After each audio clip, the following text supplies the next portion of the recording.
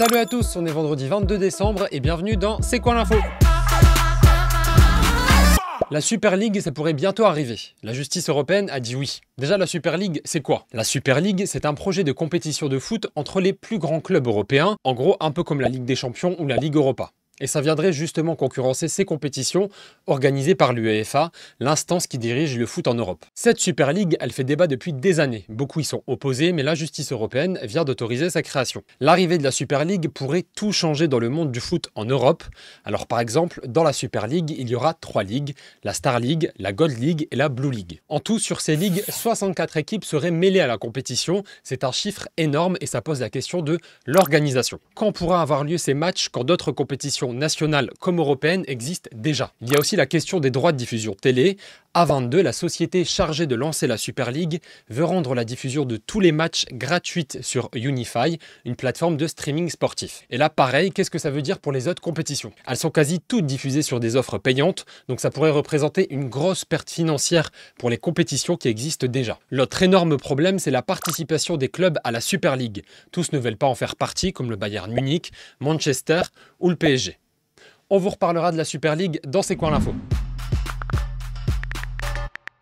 Des étudiants réfugiés sur les toits de leur université, des coups de feu et certains qui sautent pour tenter de fuir, les élèves sous les tables et autour du bâtiment, des gens qui courent sans comprendre vraiment ce qui se passe. Dans une université du centre de Prague, en République tchèque, ce jeudi 21 décembre, une fusillade a fait 13 morts et au moins 25 blessés. C'est la plus grande fusillade de l'histoire du pays depuis son indépendance en 1993. Selon les premiers éléments de l'enquête, le suspect est un homme de 24 ans, étudiant de l'établissement. Il est également suspecté d'avoir tué son père, retrouvé mort plus tôt dans la journée. Selon la police, il se serait rendu à Prague avec l'intention de se suicider.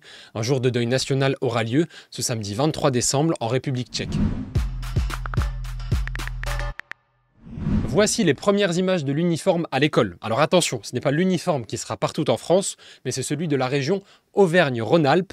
Un polo et un sweat bleu marine, c'est l'uniforme qui sera testé dans 5 lycées concernés par l'expérimentation à partir de la rentrée de septembre 2024. On ne nous pose pas assez la question de comment se sentent les élèves au lycée et ils veulent plus nous imposer des règles qu'essayer de nous comprendre. Il y aura plus cette diversité parce qu'on sera tous pareils. Et vous, qu'est-ce que vous en pensez de l'uniforme à l'école? Est-ce que vous êtes pour? Est-ce que vous êtes contre? Dites-nous en commentaire.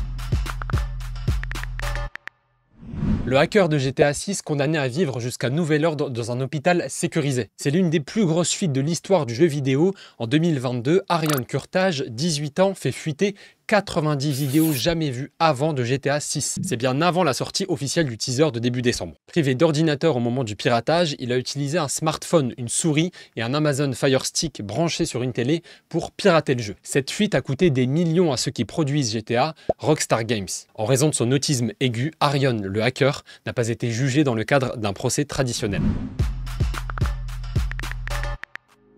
La Fève vient de sortir son nouveau projet 24, 20 nouveaux titres avec des feats, notamment avec Chacola. Tout le monde en parle sur les réseaux et c'était ultra attendu. Souviens-toi tout ce qu'on a bâti, fais le foot rendu spécial depuis de la partie.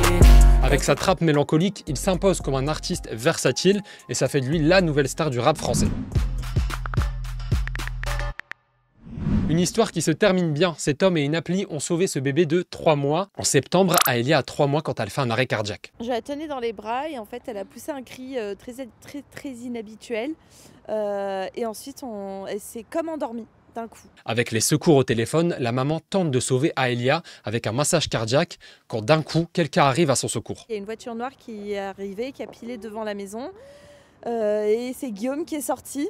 Guillaume, le sauveur d'Aelia, c'est lui. À 1 km du drame, il a été prévenu par l'application Staying Alive. Cette appli est connectée au standard des secours. Staying Alive prévient les citoyens formés au premier secours et à proximité du lieu d'un drame pour qu'ils interviennent très vite. Et c'est ce qui est arrivé à Guillaume, prévenu de l'arrêt cardiaque du bébé. Je réfléchis pas, je prends mon volant et puis je fonce au domicile des gens. Je me suis mis en mode robot.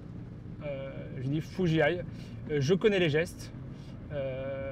Faut que j'y aille en attendant les secours. Depuis, Aelia va bien mieux et grâce à Guillaume, la famille est soulagée. Merci beaucoup d'avoir regardé la vidéo jusqu'au bout. C'est les vacances pour l'équipe de C'est quoi l'info. On veut vous dire merci pour tout. On vous souhaite de bonnes fêtes surtout. Et on revient le 8 janvier. D'ici là, on est sur Snap, YouTube, TikTok. On est aussi sur franceinfo.fr et sur France Info Canal 27. Et moi, je vous souhaite encore de bonnes fêtes. Salut, salut. Salut, salut, on s'en va. Salut, c'est les vacances. Salut.